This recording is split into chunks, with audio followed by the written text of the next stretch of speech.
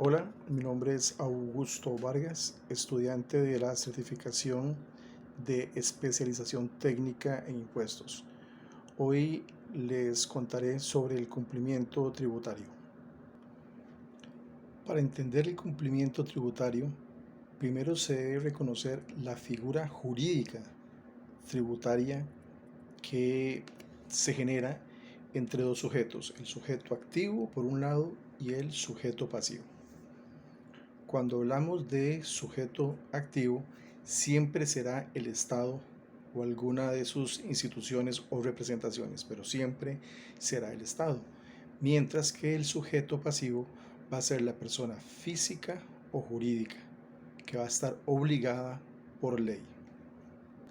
Una vez que entendemos la relación jurídica tributaria entre sujeto activo y pasivo, ahora hay una subdivisión en el sujeto pasivo. El sujeto pasivo puede ser contribuyente o puede ser responsable. Y esta es una parte muy interesante. El contribuyente, bueno, sí que tiene que declarar los impuestos y pagarlos. Es su principal obligación. Pero el responsable resulta ser que es el representante legal de la compañía. Y es ese representante con su patrimonio el que va a responder en caso de que haya alguna inconsistencia en lo que se ha reportado. Eso lo considero muy interesante y quería mencionarlo. Seguidamente les hablaré sobre el cumplimiento de las obligaciones tributarias y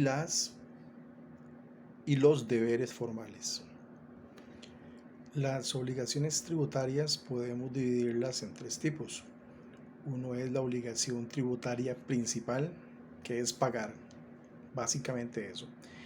La siguiente es la obligación tributaria accesoria y que tiene que ver con lo pecuniario, que eso es lo referente a dinero. Entonces, por ejemplo, acá tenemos, vamos a ver, multas, intereses y recargos. Y tenemos los deberes formales, que son varios y que son muy interesantes y que a continuación se los voy a enumerar. Los deberes formales nos hablan de formalidad. Entonces saltan a la vista, bueno, qué es lo formal para poder eh, estar en esta relación jurídico-tributaria como sujeto pasivo, ¿verdad? En el caso de un contribuyente. Bueno, ¿qué tengo que hacer? Viene una inscripción primero con una serie de información personal, una serie de información relacionada a mi negocio que le va a permitir a la administración tributaria pues conocer quién soy yo. Entonces, esa inscripción me va a permitir poder generar facturas electrónicas. De otra manera eso no se podría hacer. También vamos a poder generar todo tipo de declaraciones informativas, declaraciones de impuestos, diferentes impuestos. Adicionalmente a esto, una vez que se hacen las declaraciones de impuestos, lo que viene es el pago de impuestos, que en el caso de ventas es 15 días después de que finalice el mes. Tengo que tener en un lugar visible mi certificación de inscripción en Hacienda. Debo proveer la información que me soliciten cuando me la soliciten como deber formal. También debo solicitar devoluciones en el caso de que correspondan. Entonces, básicamente, esas son eh, los deberes formales. Y acá vamos a hacer una breve recapitulación de ellos. Inscribirse correctamente como contribuyente, básico. Tener al día la información. Desinscribir en el caso de que se cierren operaciones. Emitir comprobantes, facturas electrónicas. Generalmente se debe presentar las declaraciones que correspondan.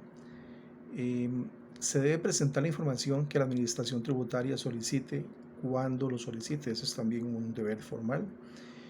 Se debe llevar una contabilidad al día.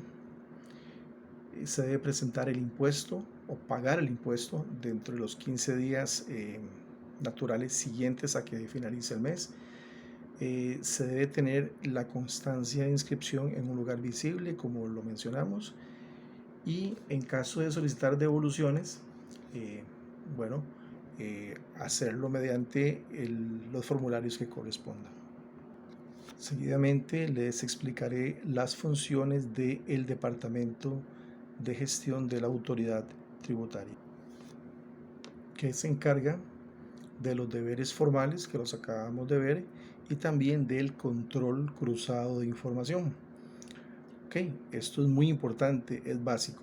Entonces, ¿qué es el control cruzado de información? Bueno, si yo digo que le vendí mis servicios profesionales a una empresa por un monto determinado, un control cruzado es cuando se le pide esa misma información a la empresa donde diga cuánto me han pagado ellos a mí. Entonces, si el monto que yo puse coincide con el monto que ellos pusieron que me habían pagado, entonces no hay ningún problema. Pero cuando hay una diferencia en el monto que yo digo que recibí y el monto que la empresa dice que me pagó, bueno, ahí nos tendrían que llamar a cuentas. Por eso es muy importante ese control cruzado y sobre todo ahora en estos días de la era de la información de los datos, en donde se puede hacer uso de la nueva tecnología de análisis de datos y de inteligencia artificial para determinar no solo esos controles cruzados básicos que les acabo de mencionar, podrían crearse controles cruzados muchísimo más elaborados. Por ejemplo, saber si el impuesto que determinada empresa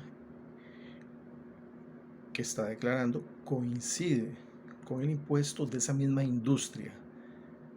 Entonces, si, como por ejemplo, si el promedio de toda la industria, por ejemplo, de, pongámosle, implementos médicos, dice que paga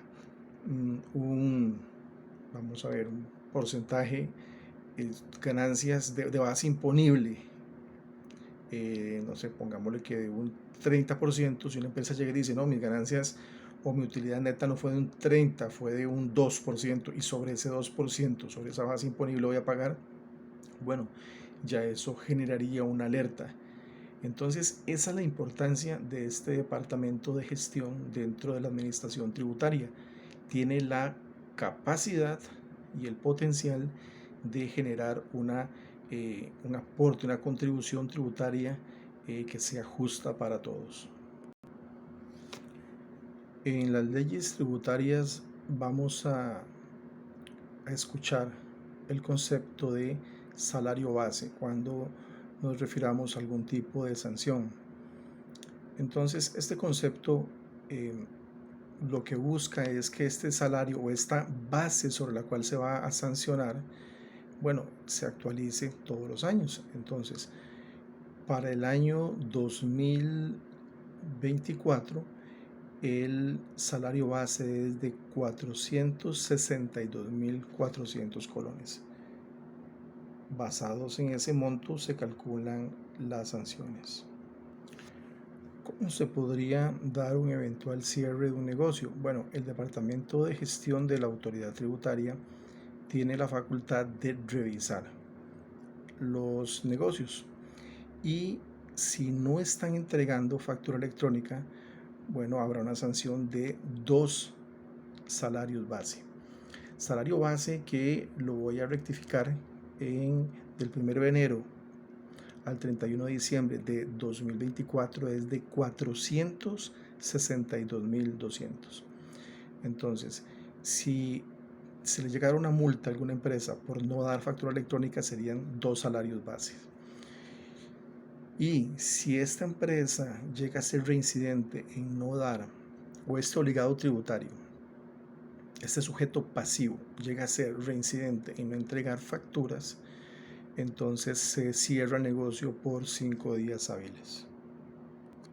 Y para finalizar les hablaré del artículo 85 que habla de la no emisión de facturas. Va a generar una multa de 2 salarios bases, una reincidencia en no entregar facturas, lo estipula el artículo 87, perdón, el artículo 86 habla de un cierre de local del negocio por 5 días naturales, y en el caso de que se cierre el negocio y se le pongan sellos y se destruyan esos sellos, también habrá una multa de 2 salarios básicos. Con esto concluyo el primer foro, el primer video que había que hacer sobre la primera lectura.